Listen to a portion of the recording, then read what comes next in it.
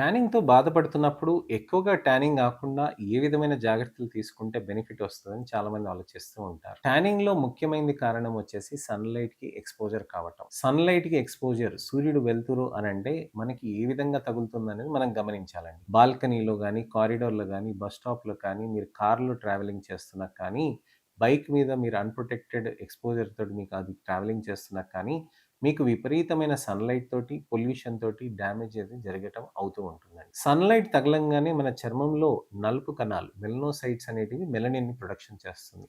అక్కడ మనకి టానింగ్ అనేది ప్రొడక్షన్ అవుతూ ఉంటుంది. ఆ టానింగ్ అనేది ప్రొడక్షన్ అయినప్పుడు మనకి చర్మంలో విపరీతంగా నలుపనేది వచ్చేస్తూ ఉంటుంది. ఈ విధంగా నలుపనేది ఎక్కువగా ఉన్నప్పుడు మనకి ఆ ట్రీట్మెంట్ అనేది మనం చేసుకోవాల్సిన అవసరం ఉంటుంది. మనం మంచిగా సన్ స్క్రీన్స్ అనేది పెట్టుకోవచ్చండి.